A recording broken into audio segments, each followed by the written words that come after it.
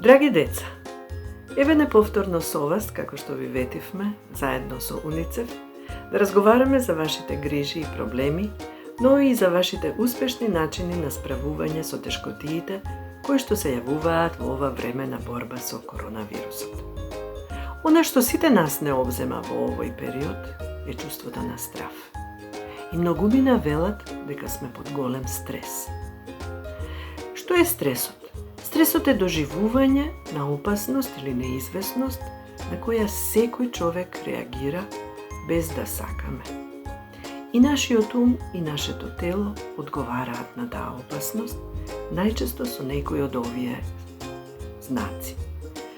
Секој од вас може да почувствува како срцето му чука брзо, да осети тежина во градите, тешко да заспива или честопати ноќе да се буди, да нема волја за учење и концентрација за учење, ниту желба за играње, да има чувство на страв и вознемиреност.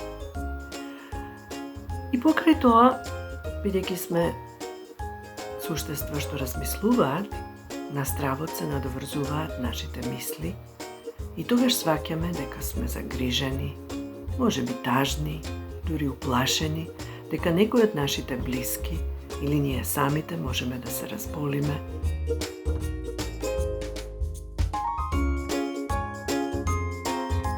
Прво, за се што не ви е јасно, прашајте ги родителите.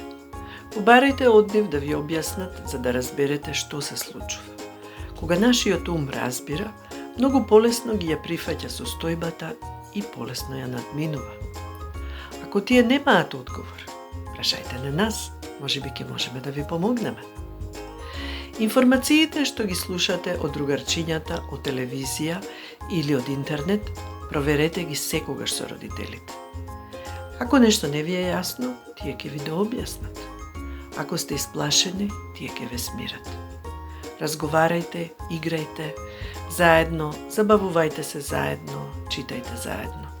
Тоа на сите ќе ви помогне да се смирите. Поврзете се со другарчињата што ви недостасуваат.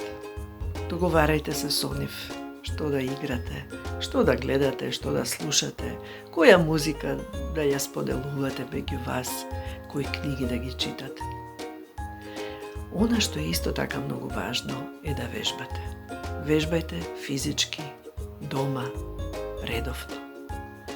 Истегнувајте се, наведнувајте се и во секој момент бидете свесни за движењата што ги правите.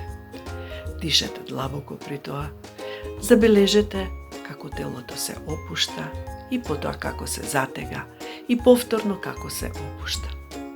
Тоа ќе ве смири и ќе ве опушти, ќе ве растовари од стравот. Но најмногу од се, читањето и слушањето приказни е најдобриот начин да ве чува здрави и среќни. Од секогаш децата сакале да читаат, да слушаат или да гледаат приказни. Приказните имаат волшебна моќ да ја овозможат на нашата фантазија, да се не пренесе во други светови, каде што се е возможно, каде што се е забавно, смешно, убаво. Тогаш ништо не може да го спречи вашиот ум да истражува.